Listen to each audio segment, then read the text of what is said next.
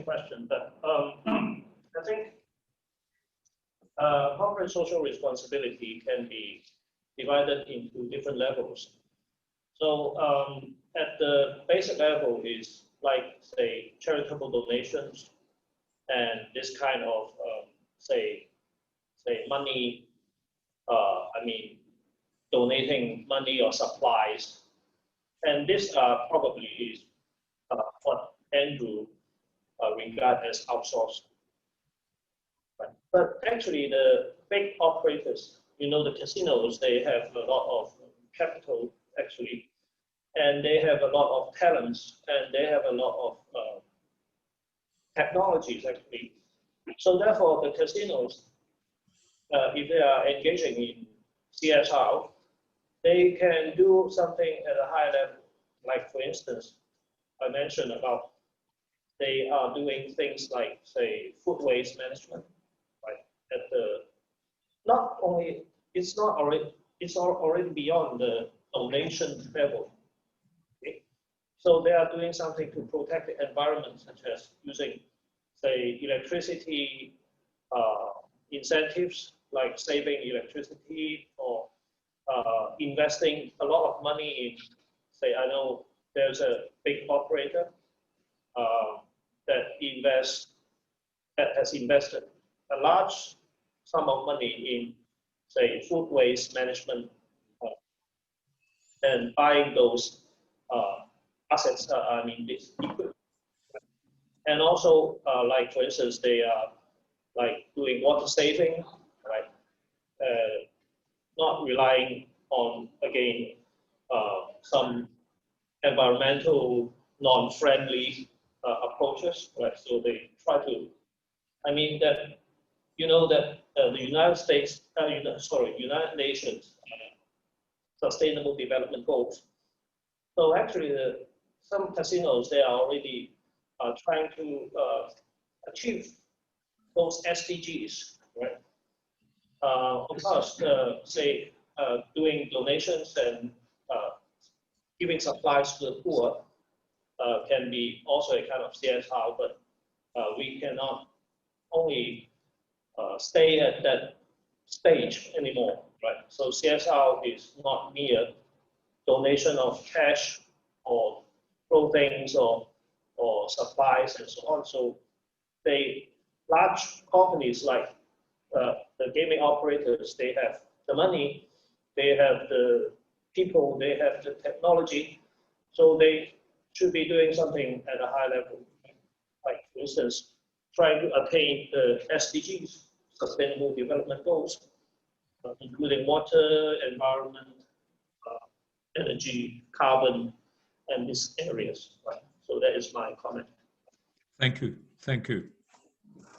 Now I want also now give the floor to Bernard Lee. Various, I think, challenging questions you may now also address from your perspective of self-cultivation. Bernard, up to you.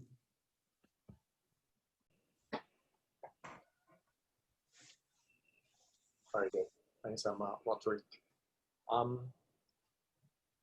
Father Rothlin, what was the question? Sorry, I didn't have a direct question for you, Bernard, but I'm keen to ask one based on your experience of Caritas in Hong Kong. You seem to be talking of a kind of link between those who are least privileged and the highest levels of universities. Does the Caritas model provide something different, a link between those who are least privileged and more conventional vocational education? Is it that you are skipping that in favor of something linked to the highest levels? That's a really good question, Roderick. Well, actually, I think apart from this traditional route articulation to go for the vocation, you know, make them to be, you know, more self-forming in different aspects, different opportunities. I'm also talking about, because of the background, they don't really have the exposure to this kind of so-called elite universities like Oxford or Cambridge, maybe Hong Kong U, or maybe, Soviet University or Sogang University. And actually, I think people can learn more because of the Higher Education Institute exposure. And that's my, study as well. Yeah, regarding the, the objective of a university, we should provide students with, well, this kind of equality without boundary. Yeah, that's a possibility. Yeah. Thank you. You're welcome. Thank you.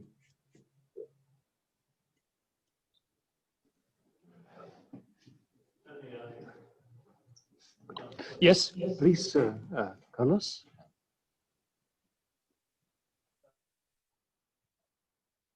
I'm Carlos, and I would like to address an issue concerning your notion of auto formation, self-formation, correct?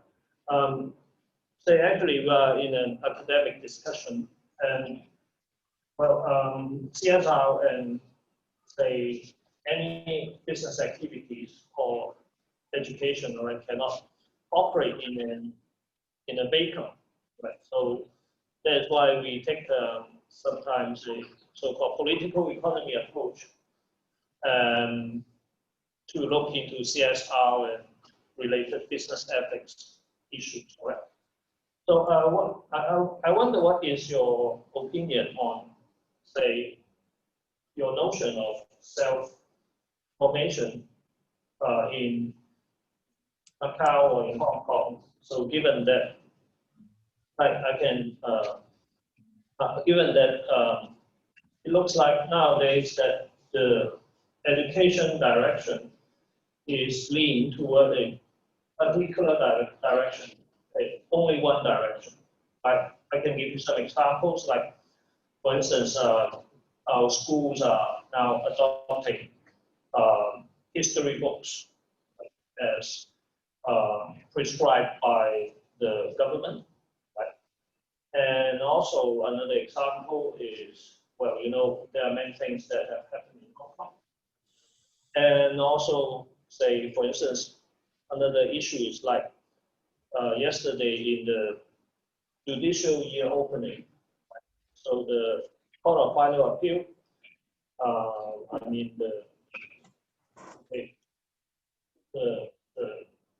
so the guy, right, which guy, right? So he is talking about a change, start of change in terms of the legal system also. Because the previous system is becoming more and more not in line with the development nowadays. So how do you relate your idea of your self-learning or self-formation, and that which is more directed by, say, the government? So what is your opinion? Thank you. Sorry, Barry, I think well, I think maybe you are, talk about the Hong Kong government or the Macau government or the, the mainland, Chinese government. But let me go back to the self-formation. Actually, regarding the initiative that I suggested or proposed earlier or in this paper, is more related to, this kinds of, the second, issue of Pope Francis, yeah, Laudato Tu Si. Regarding the natural environment, yeah, we should pay more attention to it because we are human. We should be part of it. But we don't have, unlimited resources. And that's why we need to pay more attention to, to protect the environment. And the awareness is so important because I think I'm living in the city for a long time. And our time, ours, I can't represent all the students here, but I think to me, the life experience is you have to go to another place. When I was in Oxford, I found that a lot of people, well, actually, when I talk to, whether it's, in the university context or in public, a lot of people do not have the privilege to go abroad to study. To be honest, as you talk about, Hong Kong, they don't know where about it is, in the middle of nowhere. Well, but they like to comment. They think that, well, there are a lot of, issues over there. However, a lot of good things, are hidden. And that's, so sad. Yeah, when people comment, on the Asian, they just call it Far East. Yeah, it means they never, well, notice that in the past, 30 years or 40 years, we have a lot of changes over here. And a lot of, students, especially for the wealthy one, they have the opportunity to go to, go to the overseas universities to study, and then they got more, opportunity to expose themselves and learn a lot, not just about, some hard knowledge, but about, how can you get along with other people, know the culture of another country. And that's so important, not just about, for Asian people, but that's about, the dialogue, between these kinds of so-called the East and the West. We need to understand, well, for each country or each city, it must have something, we call it the merit. And based on that, we try to have this kinds of positive energy exchange.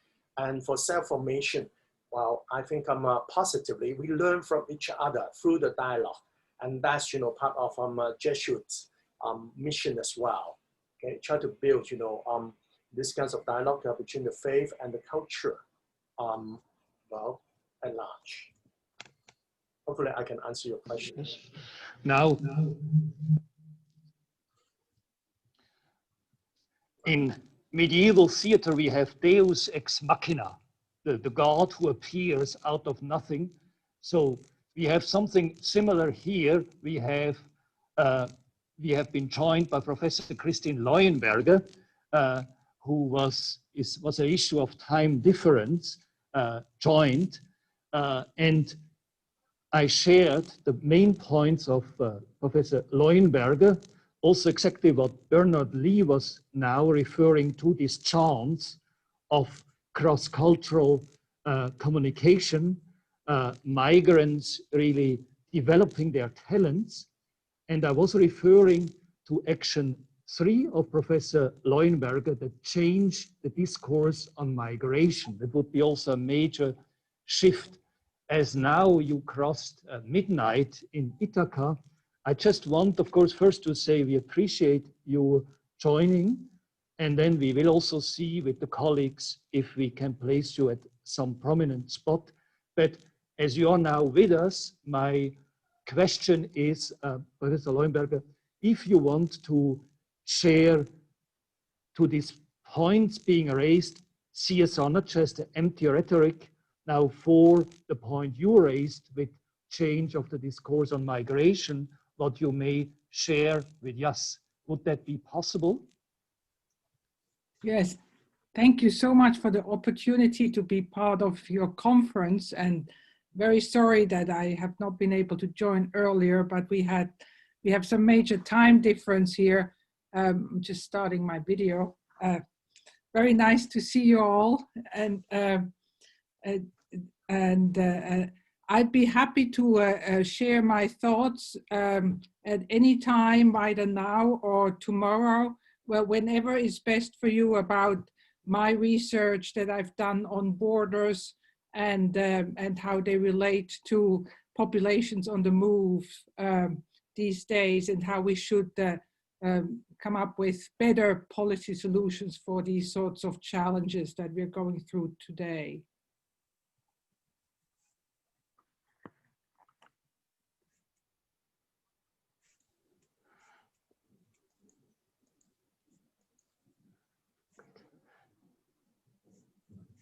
No, it's good to have you with us, Professor Leuenberger. And I think this is one of the most thorniest issues. We would really be eager to hear then your feedback. Is there anything maybe briefly also related to your action item number 3, when you kind of describe the change of the discourse on migration? What is your main point on this? Because different countries struggle with this, and you also point out to the benefits of migrants to the United States, who become prominent scholars, Nobel Prize winners. Is there any a particular point you want to already raise, again, we will, you will have more time later, but maybe now that you give you a chance, if you just briefly raise a point, what you think in this context might be most relevant. Yes, oh, absolutely. What is interesting is that, of course, the perception we have of migrants and refugees is very historically specific and changes over time. So if we, for instance, go back in history and look at the images associated with Cold War refugees, such as Alexander Solzhenitsyn, he was seen as a hero. Now, of course, refugees and migrants tend to be painted as the other, as potentially dangerous or as vulnerable. So those are all images that are constructed in a particular sociocultural context. So we have to be aware that these are social constructions. And of course, they don't correspond at all to actually the experience of the actual migrants and refugees. So, as we know in policy circles here in the United States, or at least as we did know under the previous administration, actually more open border policies are actually very advantageous for local economies. And there are a lot of studies that have shown the benefits and advantages of more open borders and of integrating migrants into host communities. What we need to do is basically change that discourse. We need to provide more evidence-based stories about why more open borders, why migration, why populations on the move, and integrating them into local economies is actually advantageous economically, socially, and also psychologically for the society. So anyway, I'd be happy to talk more about that, but unfortunately, the discourse in this country here in the United States seems to have shifted, sort of blaming migrants and refugees for a whole host of issues, but the evidence and science tells us that actually they can contribute a lot to local economies.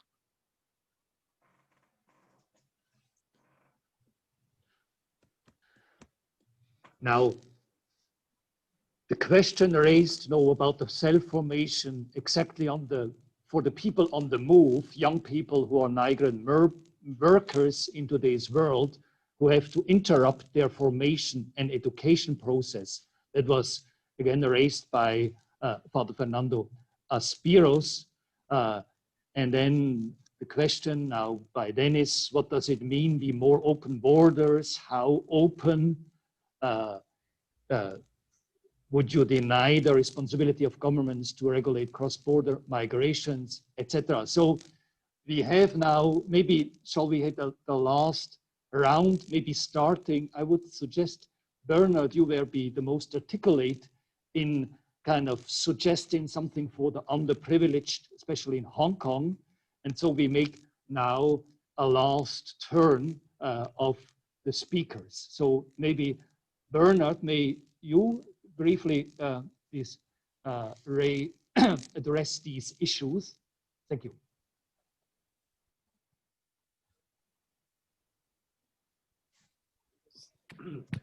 Sorry, are you talking about the immigrant issue regarding Christine's questions, Father?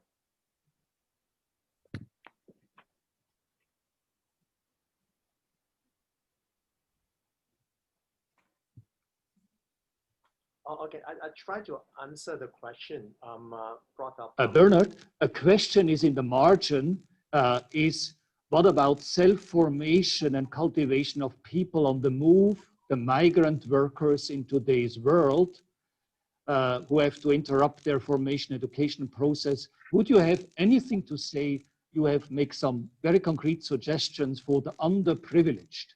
So just briefly as a last kind of message, we don't just give you one more 2 minutes if you want to say something about this issue. Is it okay? Yeah? Well, regarding the migrant issue, I think it's about well, education level. When I only got very limited exposure myself. I've been to the UK to receive my education over there, and then I also witnessed a lot of these kinds of minority in the UK or in in the US or in Canada before. But I think educating the public is very important. For example, in Canada, they have this kind of multicultural program allowing the local to respect the minority in the society, saying that you can see the Chinatown everywhere in the world. However, it's not just about Chinatown in Canada. You can see also Japanese town or Italian town. It's about mutual respect. Once we have these kinds of I think that different levels. Yeah. The basic one is about internalized. You have to educate, each individual about this concept. We are living, in the world, without boundary. But then this is very difficult, regarding today's narrative. People talk about, nationalism, well, love your own country. We got limited resources here in North America, and that's why we don't, we don't have the resources to take care of the minority. But first of all, I think fundamentally, we have to educate, like in Canada, they have a good system in a sense, well, it's not perfect. Rather, we would like to, think how can we educate people internally and up to for more, institutional level or a more systematic level. In university, for example, how can you teach, to respect other people? Now, it sounds like, very easy, but how can you deliver and in a more structural way, systematic way to teach people, we are so-called equal in the society. And I think in different society, we have different experience to share. Like in Hong Kong, we've got about 5%, minority people coming to Hong Kong, basically, to work here from the Philippines and also from Indonesia. And I think in general, we have quite a good system. I don't think that it's perfect. Yeah, it's a good system to to welcome all those the household mates to work in the local household. But still, during the weekend, I can see, it's not that ideal, this kind of migrant or this kinds of household mates. Yeah, they don't have a lot of these kinds of place to to play around. Yeah, during the weekend. But the concept is, how can we maintain this kind of harmonious relationship with someone who is not so familiar? Their faces are different from us. Yeah, with a white mask or with a dark mask. Okay, and this is something strange to local. We need to educate people, and also we need to give them more real life example. We need to demonstrate, like what I mentioned in in my presentation. I think a lot of time people just do not have the exposure, no matter it's the local people in Asia or in in the UK, for example. I talked to some stranger in public. They comment on the Far East, so-called the Far East. As a matter of fact, we have East Asia, South Asia. We have a lot of disparities. We are different in Asia, and you need to learn it. Okay, if you don't have the willingness to learn, or I do not have the willingness to hear, and then there will be no dialogue at all. I think aside from the systematic education from the for example in Oxford, yeah, they started to nurture some minorities, or maybe students coming from the minority community, and to set up these kinds of activities or maybe clubs or society, try to nurture this kinds of knowledge, among students in Oxford, yeah, or try to respect other people. When you see people wearing a mask in public, you don't, just just look down on them and then try to, beat them up in the street. I heard of that, in Oxford, even in Oxford, yeah, this is about, not about immigrating to your country, but they are tourist students. They're going to learn from you, okay? And then it's a dialogue. if you do not, educate your public, to be more receptive, and it's very difficult to go further. And then, how about immigrants? I don't know, how can you imagine that? But in Canada, I don't think that this is a very, very good example. When I was in Vancouver, there are quite a lot of Chinese over there. It seems to me that it's easier for me as an immigrant to accommodate myself in the new environment, and people are more accommodating. And maybe because of the mass, because of the size over there, the size of Hong Kong people or Chinese people, maybe. But I think mostly I need to give the credit to the Canadian government. They really, they have really done a very great job in Vancouver or in the Greater Vancouver to allow people to to enjoy this kind of multicultural atmosphere, so that they just do not perceive immigrants as a burden. Rather, they are contributing to the same place, yeah, as also, well, under the same, well, if you believe in that, the same God, okay? Or we share the resources. Originally, they do not belong to you, but now we have a lot of this kind of natural resources in Canada. We got, beautiful scenery over there. We got a lot of trees over there. We got a lot of these scenic, tourist attractions over there. And then, all of them can be shared free of charge, but we need to contribute. Okay, each one of us, need to contribute to the society. I think still that's one way for us to learn, from different countries. But maybe we individually we learn, by ourselves. It's about a self-forming process. Okay, how can we make ourselves to be better quality in the society, so that we can, in a sense, in the future, like a Confucian, self-cultivation.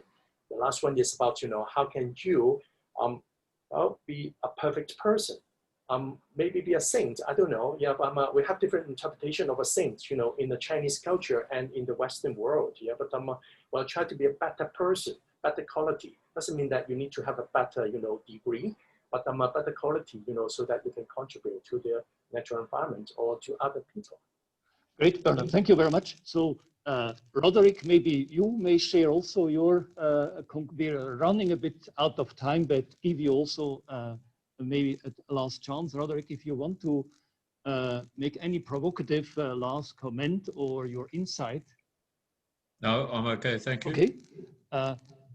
Professor Leuenberger, would you, again, we will figure out, because it's such a thorny issue, and you have seen the question of Dennis would require a lot of time, but maybe as a last insight you want to share with us.